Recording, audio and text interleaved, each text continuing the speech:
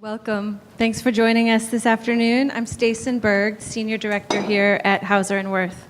Just quickly, today's program was graciously sponsored by the Goethe-Institut, and I'd like to introduce their director, Leen Heidenreich Salem, to say a few words.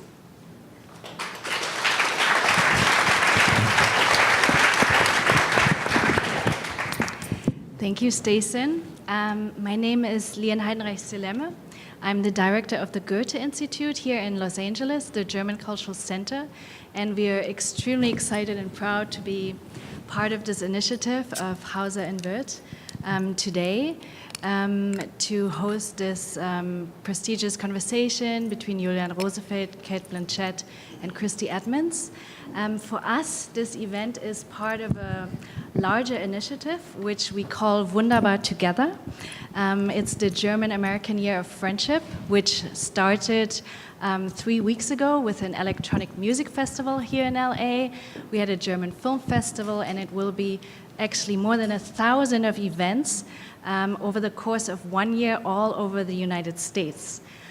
So we're very happy that we are part of this and to be hosting Julian Rosefeldt's exhibition and the artist talk specifically here. And I want to thank Stacen and Hauser & Wirth for this wonderful collaboration. Thank you very much.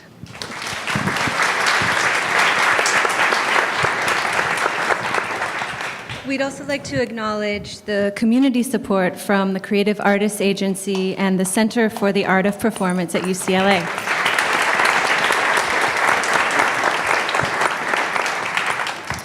Julian Rosefeldt's 13-channel film installation, Manifesto, pays homage to the moving tradition and literary beauty of artist manifestos, ultimately questioning the role of the artist in society today.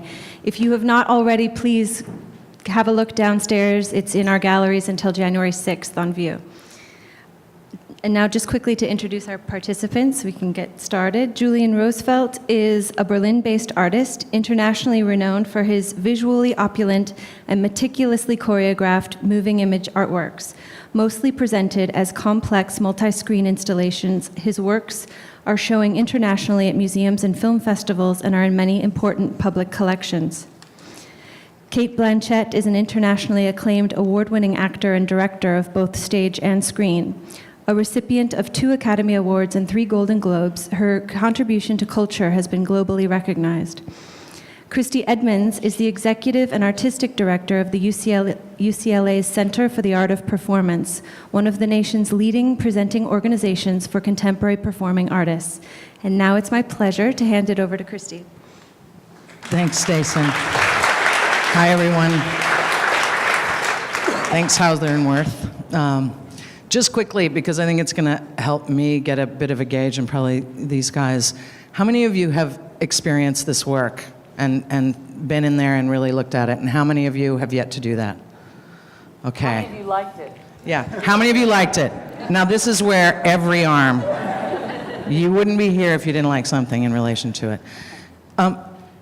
Cate, Julian, I wanted to, it's interesting because the amount of interviews and conversations you have had in relation to your collaboration together on this project. I mean, I did my homework and I read quite a bit, and there's a lot. And it's a very generous way of looking at the work, but one of the things that I noticed is that more often than not, the questions of what, how did you, et cetera, but because we have a short amount of time, I wanted to start with something that's more around the urgency of why. You know, why this piece? You encountered these manifestos, and at some point, an artist is, in my experience anyway, usually there's one thing that just grabs you, and from that piece, everything starts to unfold. So the why behind the manifestos, maybe starting with the text. So I would probably give another answer to that question every week, or every month at least, since we created it and since the initial idea. It was triggered by another project. It was triggered by the research for an homage to Louis Buñuel, which became a film, an installation called Deep Gold, for which I focused on feminist theory, and I found, or on the feminist aspect of Louis Buñuel's film. And I found some marvelous feminist manifestos during my research, and they echoed in my head and reminded me of my poor reading of artist manifestos while I was studying. So I went into rereading those manifestos. And by that time, Cate and I had already met, and the idea was in the air to do something together. So I thought, like, this could be something that I would love to do with her. As I started reading them, listening to her voice and seeing her in different characters. And so that was the starting point. But another answer to your question would be, artists do sense things maybe differently, no matter if you paint or film or whatever. And we are interrogating the world we live in through our art. So that's basically why we do art. It's very selfish. We want to see ideas become form that we have in our mind. And again, no matter if you're a painter or a filmmaker, I think the artists among you know what I mean. It's a very selfish way of just, I want to see that done. But it's also, we are trying to understand the world through our work. And I can only say, maybe come back to this later, and I pass the word to Cate, but I can only say that the work has, for me, become another one, as the world we are living in has become another one over the last 2 years, a scaring other one. And so I constantly keep on learning from that project, from the research, and also from the result, and I hope that the work is incomplete. It's completed by you as an audience, and constantly I keep on learning from it. Nice.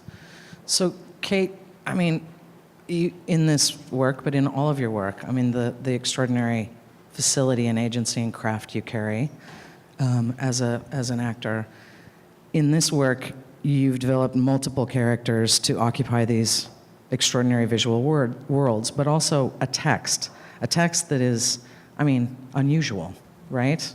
I mean, they're meant to be read. Sometimes it seems they're meant to be shouted or screamed from the rooftops or something. How did you approach these manifestos together from your craft? Well, often the manifestos are nonsensical in the kind of the mise en scène that Julian put them in, and that the some of them lent themselves more. I'm just talking really prosaically. Lent themselves more to dialogue, and some of them lend themselves more to inner monologue. But often they work contrapunctally with the situation that they're in. And people talk about them as characters. I never really thought about them as characters at all. Right. There is no psychological preparation. We literally had a 4-hour costume fitting. And then the night before, we'd literally say, "All right, well, this one will talk like this," and then I said, "Well, I've used up that accent. What do we do? Okay, well, this one will talk like that." You know, it was really very in the moment. It was more like a moved reading. So to me, there wasn't a lot of there was no psychological preparation whatsoever, and I really welcomed that, because often you can overthink things.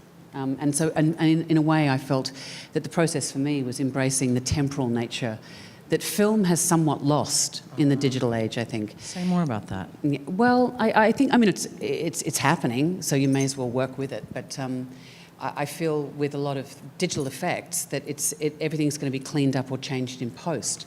And so the atmosphere that one captures on set, the human temporal nature of film, which is personally why I got into it in the first place, that's somewhat lost in the process. So I was really excited about claiming that very sort of visceral, immediate space that, you know, and also speaking to a different audience in terms of the why, you know. Yeah, but also in these manifestos, I mean, for those who have seen it, there's multiple screens that are carrying each of the sort of worlds of the manifesto and the inhabitants of it. But the sites are staggering. I mean, staggering. So a little bit of your process, I mean, being able to gain access to some of these sites and spaces, which are truly remarkable and almost otherworldly. And for me, many of them, they struck me as this kind of obsessive way in which past human ambition activated these giant architectures and fabrics or industrial spaces, and now they're left in decay. And to me, they hearken to a warning. What are we doing that's like that now that will decay later? And how do we think differently before we make that kind of choice of ambition? But the access to those sites, I mean, how long did that take? I must say, you won't say this. Yeah. No one says no to Julian. I mean, he has. You are so positive and in an unaffected way, charming, that he could, you could talk your way into anywhere. So I buy that. But let me add up to the question you asked Cate about the impact with the text, because I think the fact that we had no time to actually rehearse this text together was actually, and we worked around it with many, many tricks that we might talk later about, was good in reference to the actual subject of what we wanted to do, is to pay homage to these manifestos and this common energy that all these manifestos share. I think the fact that she just jumped in each and every scene, each and every day, not only location-wise and character-wise and makeup-wise, but also art direction-wise, in a completely different world, helped to enhance and peel out the layers that covered these original texts. These texts are always seen in context with the visual work that these artists created, but the idea was to get to the very nucleus of the text itself, of the poetry of it. And I guess not allowing yourself to prepare for that, and just, of course, you need a fantastic actress to do that. Not allowing you to prepare for that helped to enhance that very fresh energy of the texts, of each and every text itself. And to combine this with your question about the sites, I mean, location scouting is a little bit of a thing I like to do, but I do like to combine in my work, no matter if it's a found location or a set we create for the very scene, to combine it in a, again, non-logical way. So in cinema, in active cinema, architecture, set design, whatever, even costumes, even music, always helps to announce, understand the audience what's going on, right? It's there to make it easier for you to see what's going on.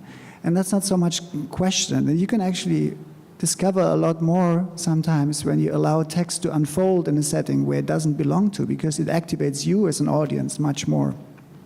And I do that in many of my works, that I research on patterns of filmmaking or fake reality creating in film by not combining text and action, text and sight in a logical way. And so you all of a sudden need to know something, need to make something out of that. Why is this text happening in this very location?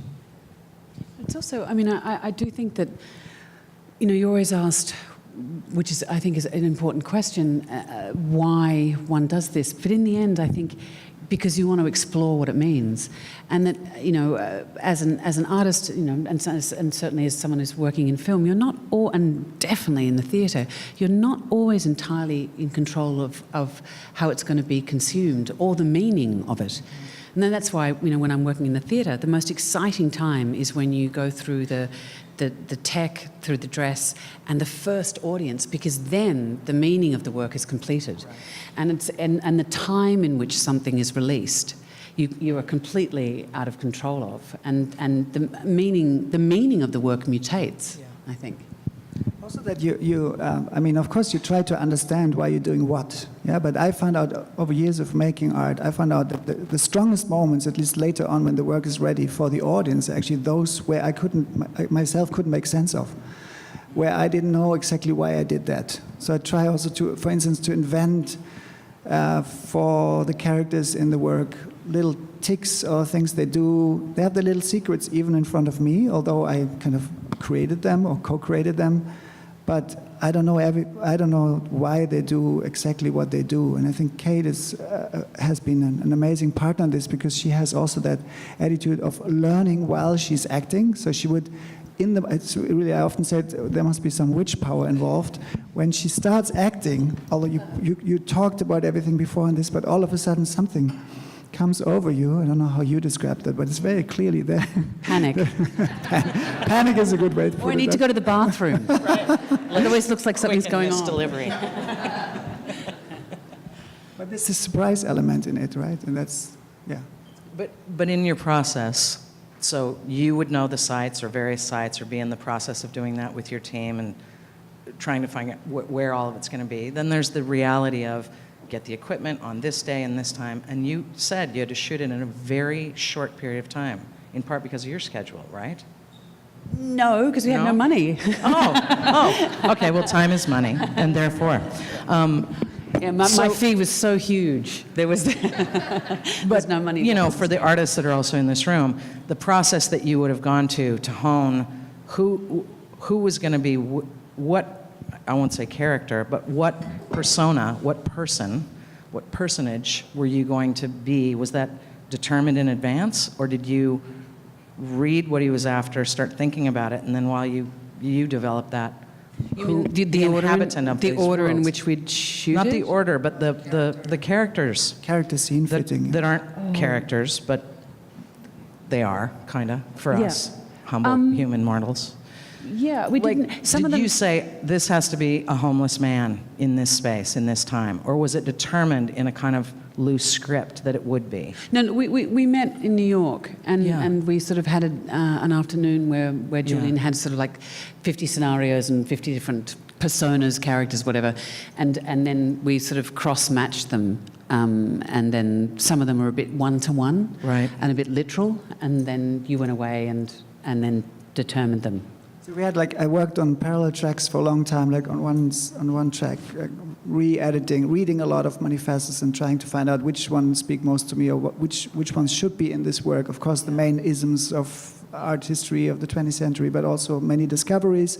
And then re-editing at the end about 55 or 54 manifestos to this 13 text collages. That was one thing to do. And the other thing was collecting ideas for sceneries in which a woman and once a man, the homeless man, delivers a monologue. And then we started to exchange these ideas before we met, playing a bit of idea ping pong, and Cate came up with a few characters as well. And then it was kind of instinctively, sometimes logical, maybe sometimes very illogical, sceneries, characters, and text collages merged. And again, for me now, some of the most illogical are those who are strongest, or where maybe the source of the idea was just in a fragment of the text, like in the Dada funeral scene. It's a very strong scene, I think, where I found a little fragment in the text, and that gave the idea to the text. But then when we met, it really started because we had to say goodbye to a lot of beautiful ideas and characters. Yeah. And as you just said, somewhere maybe two or characters, Cate likes to call them, which I think is a great description, rather vessels for ideas, because they were not really characters, right? They're more almost caricatures sometimes. And so we had to say goodbye to a lot of funny ideas, but maybe because they were coach, I was a bit sad the basketball coach went. Maybe another time. You would have been a great Because some of them have, they're archetypal, or they seem like they're, you can't imagine this newscaster, for example, the news anchor, those kinds of words coming from the news anchor, and yet the technique of the vocal delivery is so, it peels back the artifice of the newscaster as well. There's a lot of complex layering across how the physical embodiment of these vessels are from you, how they're, the placement in the screen and the composition. They're both like these immaculate choreographies in time and space and being. It's remarkable. So the process would have been, you would have, I imagine, been as surprised by seeing that persona come to life in front of you. Especially if Cate Blanchett does Yeah, it. no kidding, right? But so much. It's. I had a director in one of the first plays I did out of drama school say to me, "No one wants to see your homework," and it was really great not to do any homework, and to just literally be alive to the space. Because the space actually gives you a lot of meaning. Context is meaning, and so, I could have sat and done study about newscasters, although who needs to do that with the 24-hour news cycle? It's all, that rhythm is so inside our heads, it's very easy to bring up. But it was very much about, you know, it's always good, whether you're making a film or working with a visual artist, it's always good to know how it's going to be shot, because it's always how it's going to be looked at that gives you a sense of audience, I think. And Maybe I talk a bit about how it was actually done. Yes. Because normally each of these texts would be a theater monologue which you have to rehearse for weeks to memorize it. And there was no time for that. And even working with the best actors in the world, you have to have tools and tricks to manage that. And so, again, I think it helped the project that we recorded, for instance, every evening after a long shooting shift, we recorded in the hotel where we met again with the sound guy, the text for the next day without any accent, because she also had to deliver 13 different accents. And we would record this in 2 different speeds, so she would have a little clip in the ear and be able to, while she was acting, listening to her own recording from the day before, which is just try it at home. For the pitch tone? That was there for the pitch tone, and then we had the sometimes text plates in the background, like in an American TV show, or a hidden smartphone in the plate when she was saying grace, where she could read from. Keep in mind that all that means that what you are doing there, you have not only to translate it technically into language, but you have to feel what you're actually reading and seeing and thinking about it. And I'm still personally very blown away by what you have done in that very moment when the camera was rolling. Sometimes we had just one take, and we said, like, this is exactly what it couldn't get any better, and that's extraordinary. Would you describe it differently? But it's also often when you're performing a play, the whole process of rehearsal is to get back to the instinct that is uncovered in the first reading. Right. And when you're working this quickly, you just have to work off collective instinct. And that's a really exciting way to work. It's sort of, you find the group mind about what you're doing. Yeah. But it was, I did my only panic about it, because I do think I have a healthy lack of consequence about work generally. I think it's the only way to keep doing it, otherwise you'd kill yourself. But my only panic was about the amount of text and how we were going to deal with that. And then Julian came up with this earwig thing, which coincidentally I'd done on a Terrence Malick film, where he likes to sort of speak a whole lot of things that he's translated from Heidegger in your ear. But then the problem is that sometimes Terry would drop out, and I say, "What was that, Terry?" And so he speaks this, because he'll give you the day of, he'll give you 16 pages of poetry. I think, Terry, I can't learn this. He said, "Oh, well, I have this little thing. We can." Yeah, so it's an interesting way to work. But obviously, you'll see, those of you who haven't seen it, each vessel, character, whatever you call them, turns to the camera, and so I'd hear this beep, and I knew that was the pitch tone I had to hit. Yes. And so then the night before, in a very flat way, I would record that text. So if I'm looking a little bit like this, it's because I'm constantly actively listening. Like I'm actively listening to myself. Yeah, that's madness. Wow. So the way that works is for you to, because you might wonder how that harmony is created all of a sudden. It actually happens every 10.5 minutes. That's the duration of each and every loop, although the loop at different points. So there's an accord behind that. Just imagine having 12 fingers sitting on the piano and creating that one accord, which has a little twist in it, actually. And so you had these 12 notes, and she had the 12 notes, different notes for different characters in the ear. And then we know before that when we once then synchronized these 12 spoken pitch moments on that level and the other one on that level, that would come together as this one embracing moment, right? Yeah. So it's pretty magic, but very simple. And for me, that was part of one of the most exciting ideas that I found that Julian had for the entirety of the project, is that when you read these manifestos, and I'm sure many of you have, they're all sort of very strong, energetic, often youthful assertions of difference and individuality. But when you hear them together, and the wonderful way that this is presented, in a non-linear version, is that you find this energetic similarity that they all have. And particularly when they hit the pitch tone, all these assertions of difference, they're all so similar energetically, which is really, I found quite interesting. It's interesting to hear them again, or, you know, if we read them in art school or theater school or whatever school we're in, or to hear them in that kind of choral environment, but also to recognize the claiming of a future. The energy is this kind of declaration of claiming a future, and the past going somewhere else, and various other kinds of things. And they have a youthful naivete, but there's an agency in the time they were written from the authors that's saying, I claim that future. Actually, I declare they're it, not I really, will it to be, and I can. And I wonder how often we do that now. But they're not really addressing the future, actually. They're saying bye to the past, but Yes. they really talk about the present day, about the very now. And that's what makes them so energetic. Yeah. And why I think that the audience often feels it like almost like a call for action, that it is directly activating you. It's not about what they say, it's about how they say it, how these texts speak to you as an individual engaging in society. And in that sense, I hope the piece makes sense today. Yeah. You know, you were speaking a little bit about that idea of an absence of consequence that allows you to keep going, right? And I think, you know, when we were speaking the other night as well, it's not an absence of consequence, but you reflected earlier on like the role of the artist, and part of this is a question about the role of these artists in the manifestos, but the role of you as an artist.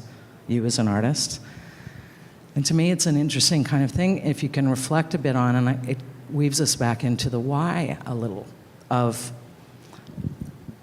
in what way do we use our whole selves artistically for a purpose? There's a purpose to it. You want a consequence to happen in relation to something, but you can't have the consequence carry. If you know the outcome, you're probably not going to do it, right? If you know the outcome of the work unto itself, Yes, you can't do it. You you should say can't no do to it. You're just like, well, then it's pointless. There's no energy there. It's like you can't. So the unknown pursuit of an outcome, and yet a belief that the impact of meaning can carry across time and place, and ignite, unite, and do something where the neighborliness of strangers become part of the work itself too. So that pursuit of an unknown outcome with a belief that your own urgency to raise the resources, to be in the studio, to find the team, to do all of those things are there for a reason, and it's a singular set of. So what are those reasons for you, Julian? I mean, let me. You can change your mind tomorrow. You can- It doesn't have to be Yeah. consistent. I think what I would like to say is that I feel that we are more and more in this very moment losing, values we thought were there for granted, and this has to do a lot with language, and it has to do with the fact that I like to say that the word is the avant-garde of the action. So there's first the word, and then the action follows. And that you can study very well in those manifestos. But you can also, on the bad side, let's call it simply like that, study it in nowadays populist politics, where all of a sudden the framework in which we started to express ourselves and that we thought to be a civilized framework of expression, left to right, is defined by values that are in our constitutions, that are there because we are human beings and we learned over 5,000 years of civilization or whatever, how to behave and how to deal with that. At least we thought that. And all of a sudden, that framework, there's actually a theory about that called Overtone Theory, where all of a sudden you have somebody who's leaving that framework by far, somebody like Bolsonaro in Brazil or Trump here in America, Salvini in Italy or Orban in Hungary, and so on. The list is endless or getting bigger every day. And he repetitively throws a word out of that framework of civilization. And then what happens is all of a sudden that frame gets bigger and people say, look, okay, I can say that now. I can say refugee tourism. I can see fake news. I can say, sorry, not see. I can say that. I can allow myself to say that, and that's extremely dangerous. And I'm saying that because I want to come back, of course, to Manifesto, that what I learned from these beautiful writings in these texts is that they are loud and angry, but they're always within the framework of civilized thinking. They're inspiring, they're echoing in your mind. You carry them with you after you listen to them. And that is the exact optimism of the hello nothingness of anger of populism, of that anger. And so I think, and again, coming back to this idea of call for action, sorry I'm speaking so long, but I think that what if the piece addresses us as individuals, it says engage. And don't just wait, step back and let things happen, because let's call it the other side, engages in a far more tricky and mean way. And all of a sudden the world becomes, in like split seconds, another one. I mean, can you follow up with this, what's happening? Tomorrow is election day in Brazil. My wife is Brazilian. We are scared to death. A fascist is becoming the new president of Brazil, probably, praising torture and killing gays and whatever. It's impossible to imagine. And this happened for a reason, because this framework of civilized language has been expanded too far, and we have to defend it. And I don't know why, how, and I don't know if the art context is the right context, because we are talking to our friends all the time. That's a dilemma of the world we are activists in, that we are only addressing people that don't need to be convinced with all our fantastic political ideas and opinions. We are just talking to the wrong audience. I'm talking to you. You're my friends, in a way. And so how do we actually reach the audience that needs to be convinced, that needs to be addressed? And maybe in this case, Cate's fame, let's call it like that, helps a little bit to widen the audience and at least bring in a lot of the Ring fans. a few hobbits into the museum. Anything I can do to help, Julian.